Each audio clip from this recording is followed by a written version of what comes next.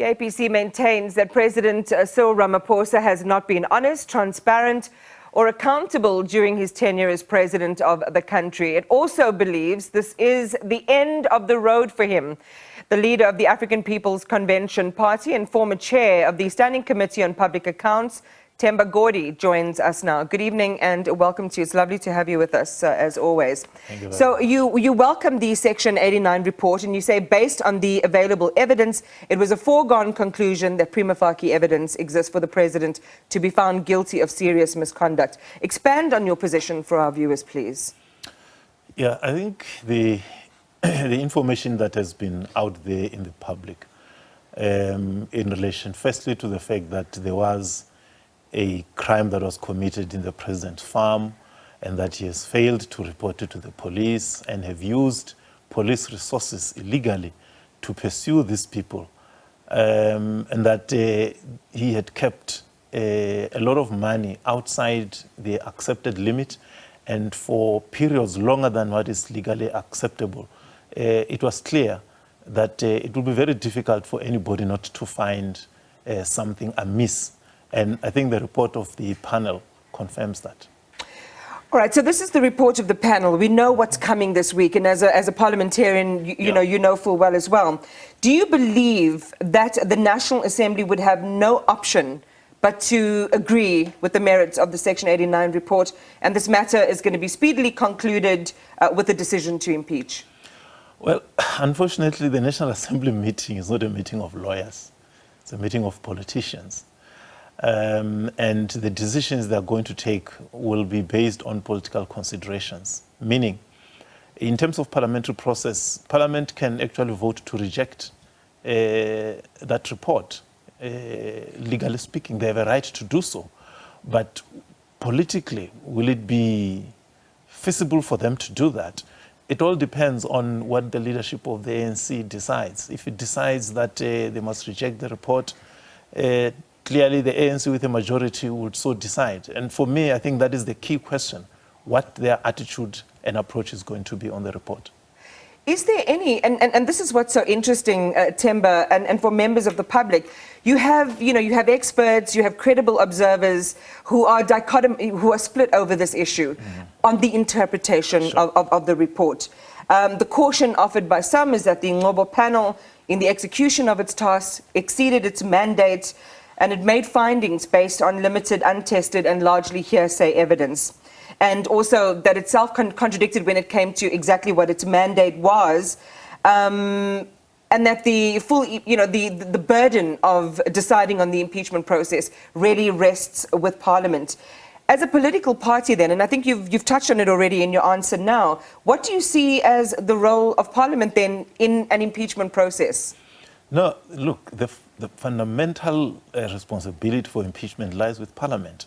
What Parliament did, you recall that the Constitutional Court judgment on the matter involving the former president said, Parliament, you don't have processes for impeachment. Yet it is there in the Constitution, but there's no clear process. So what Parliament has done is that, look, if somebody submits a motion to impeach the president, before Parliament can decide whether or not to impeach, let's take whatever information is there and give it to a panel of experts for them to tell us whether there is indeed something to pursue or not. So when they say there's prima facie evidence, it doesn't mean that automatically the president is guilty. What it means is that there is something they can work on. And that is where now you then get witnesses, you get additional information, and based on that, let's just take two examples. The panel says Mr. Ndlovu, who supposedly received the money, did not submit an affidavit. And this Sudanese businessman is nowhere to be found. If in the impeachment process of Parliament, Mr. Ndlovu submits an affidavit and confirms what the president says, and the Sudanese fellow shows up and give all the background and the reasons, then the Parliament can come to a different conclusion. But at this stage, the panel is merely saying, based on what we have, because the panel cannot interview witnesses. That is the role of Parliament. They are merely saying, we think there might be something you could look at. I mean, where does this leave South Africans who simply want the right thing to be done?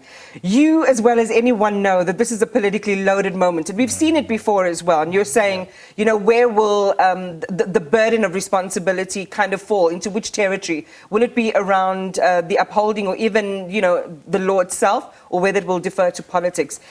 You have people who say, you know, that this panel had to make a determination on whether there was sufficient evidence or prima facie evidence. There's a distinction between those two. You have law enforcement authorities who have their job to do. They've got to investigate. A panel doesn't investigate as police and other law enforcement authorities do. So, you know, how do we come away with, you know, a strong view on which way is the right way to go? Look, man, the issue is one of interest. Always, not principles. We had the same process for the public protector.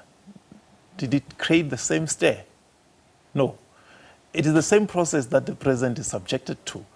That's why on the Mkhwebane one, Parliament had to vote whether they accept the report or not.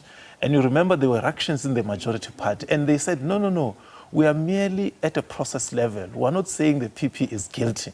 So even here, I think a lot of people are jumping the gun. The president is not yet found guilty of anything. That determination can only be made by Parliament through a properly constituted team. I think a lot of people are jumping up and down because there's an ANC conference coming. And already when you have mud being thrown around, it diminishes one's chances. But otherwise, at the process level, at a legal level, I think everything is still fine. It's only at a political level where, you know, judgment and decisions are made from a completely different template that we have a problem. I think let's allow the process to unfold. But politically, I think that the president could and should have done. I mean, even in that panel, he says, I can't give you certain information, it's confidential. Finally, who is he going to give this to? God? What do you think he should do, and what do you think, as you gaze into your political crystal ball, Themba Godi, is going to happen? Well, look, I think it appears there's going to be a massive fight back because there are lots of interests that would not want to see the president go. And whether he wins or does not win, it's something that is confined to the balance of forces. But what is definite is that even if he wins, he will be a wounded buffalo. If he loses, still, the ANC remains greatly divided. So it's a lose-lose situation for the ANC either way. More specifically, I think you want to say he'll be a wounded Ankole buffalo. We're going to leave it there. Thank you very much for talking to us this evening. Appreciate your time. The leader of the African People's Convention, Mr. Themba Godi.